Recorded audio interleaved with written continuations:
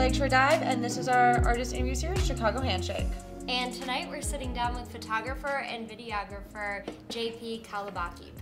So, first off, your Instagram handle is Crumbs in My Stash. What Correct. crumbs do you get in your stash? We love the handle name, by the way. Thank you. Thank you. I got all types of crumbs. You know, chips, tacos, fried rice. You got like a snack for later that you Snack, prefer? peanut butter actually. Peanut butter? I have an obsession with peanut butter, and when I get that stuck in my stash, when I'm laying in bed at night, and I just...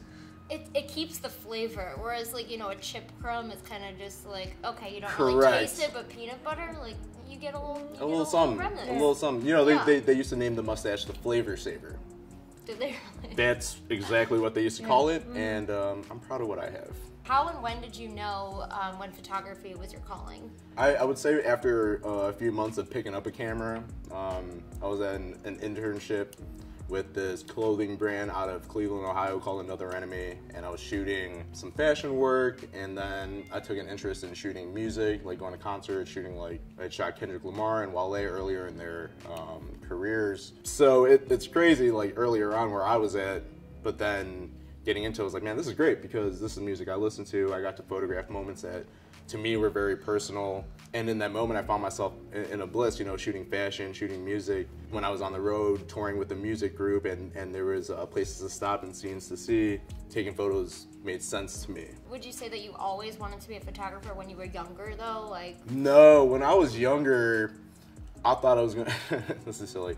I thought I was gonna be a rock star. Hell yeah! I had started playing drums. You mentioned you were in a punk band. Yeah, I was in a punk band So. in my younger years called Rebel Youth. Yeah, dreams of being a rock star, not so much as a photographer. They're shooting rock stars. Yeah. Well, and that was another thing too. I always looked up to how like album covers were shot, how concerts were photographed. I was always interested because growing up with the internet, I got to see things that I didn't get to see that were so readily available. I got to see people who I looked up to in the music industry. I grew up listening to rock and listening to hip hop, and getting to see these iconic photographs of people like Mace, Notorious B.I.G., and then getting inspired, at least later in life, to people like Shai Modu and Jonathan Mannion, who have shot just such iconic album covers. And to me, like now where I'm at in life, the music industry was just always around me. When I got to do that, picking up a camera, that was just made sense. Yeah. You gotta stay in the scene. Yeah. That you were chasing your whole life, but in a different section. aspect. Yeah. Right. So you went away for college. Correct. When you came back to Chicago, what was it like trying to re-immerse yourself into the creative scene here? That was very different for me because it was already there was this renaissance in Chicago creativity that had sparked because of Instagram. And me coming back to it, I didn't have a presence. At the time, I had done some things photography-wise that really wouldn't translate here in Chicago because I was doing it in Ohio. But what's even crazier is that my work in the industry didn't really start taking off until my friend that I met when I was going to college. When I was in Cleveland, I had worked for a boutique called Next. It was a streetwear boutique. My boy Josh was working there. He moved to New York and then he moved to Chicago, started working at Una Maze. Oh, I love Una Maze. Is that still around? Una Maze is very much around, 25 plus years of business. And because Josh had gotten a job there and they had just lost their photographer and he knew that I was still doing that, he was like, yeah, we're looking for someone to do e-commerce work.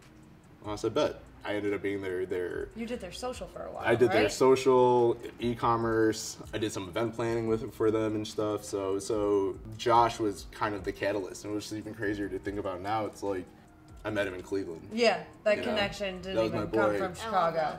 It was set up prior. What's the biggest thing that you've had to overcome as a photographer or a creative, or your biggest learning lesson? I have a golden rule of 3. There's only 3 reasons why anyone would hire you or not hire you. Mm-hmm. They'll hire you because they like your work. They'll hire you because they like how much you're worth, or they'll hire you because they like you. The only way you're gonna get hired is those three things. Mm. And if it's not one of those things, those 2 other things better anchor the shit out of your worth. So I know if I don't get work, it's because they don't like what I do, they don't like how much I cost, or they just don't like me. And that's a realization. So when you're not shooting or filming, what do you like to do in your spare time? I'm spending a lot of time with my family when I can. And if I'm not doing that, I'm traveling. A couple years ago, I made a pact to myself that I need to go outside of the state lines at least once a month, whether that be for a day, a weekend, a week, 2 weeks, a month. Where are some of your favorite places to go? Last year, I spent a lot of time in LA. Years before that, I would travel out to like Ohio or go out to Indiana. You know, like I said, whether it be for a couple hours, a full day, a couple days, as long as I can get away from Chicago at least once a month. I have my cameras on me. So it just helps you clear your head getting out of the city? Yeah. I spend so much time inside of it nowadays that it's like, I do have to find my times that I can get away and feel rejuvenated so that I can continue existing within it. Yeah, we relate really hard to that. Yeah, I love getting away. I love the city so much. Like, I could not live anywhere else, but also I just need that time to get away, and like, it almost re-sparks my creativity. And that's exactly it, you know, like to give yourself exposure to new perspectives, whether it be culturally speaking, or even just locationally, geographically. Right, just being out in nature too makes such a big difference. That's why in the last 2 years I've taken 2 drives out to LA, because I just drive all the way out there. Yeah, it's fun. I love that. It's so much fun. A couple days on the road, you get to see nature that you don't see in Chicago. And do you always drive alone, or do you? With people. Always with people. What is white ash? White ashes. So it was a cold day in December, and I was really bored, and I wanted to start curating my taste. I was a little lost as to how I can project what inspires my work. So white ashes references the way that marijuana is cured. There's an art to growing marijuana, there's an art to clean it, there's an art to serving it. Marijuana itself is an art. The whiter your ash burns, the more quality and the process of cleaning the marijuana has been put into the effort of producing the plant. So just like my taste and development, it's very much like how I see it. It's a little bit grungy. It's a little, not really accepted by society. But there's an art to it. So hypothetically, if you could photograph anyone in the world, you get to do a photo session with them, who would it be? It's my mom. Hey mom, you know you always really shy away from getting your photo taken by me. That's not cool. Not cool. I always have nice cameras around you, and I love the fuck out of you. But you're always too shy, and you have crazy good style. What? Mom, if you're watching this, which I'm going to make you do at the next family party, I want you to know that we need to set up a proper photo shoot. We'll do a whole photo book on just you. Oh my God. Joyce, the joy of my world. All right, Mom? That is amazing. Thank you. Yeah, your mom We are needs Lake to Shore get on Dive, this. and we endorse this message. We fully do. We do. Thank you. Yeah. We love moms. Yeah. Oh yeah. All about the moms. All about the moms. I love you too, Mom.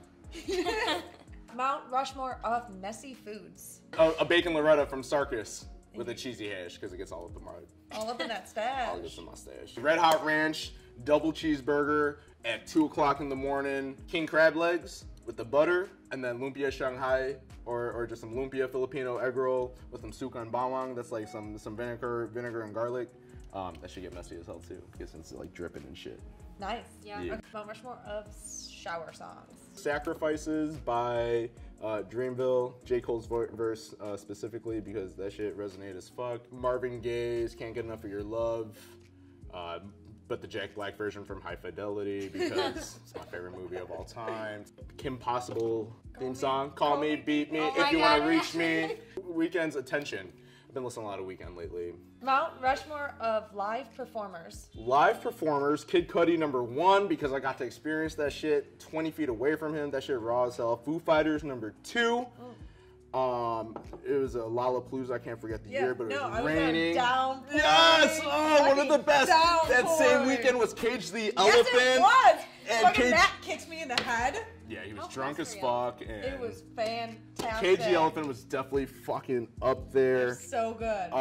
And then I saw Bon Iver before I married years ago, that album, he did a 10-year anniversary show in Milwaukee. That album itself is very essential to my crossroads in life when I was in college. So thanks so much for watching. Be sure to follow us on Instagram at Lakeshore Dive and subscribe to our channel on YouTube. Bye.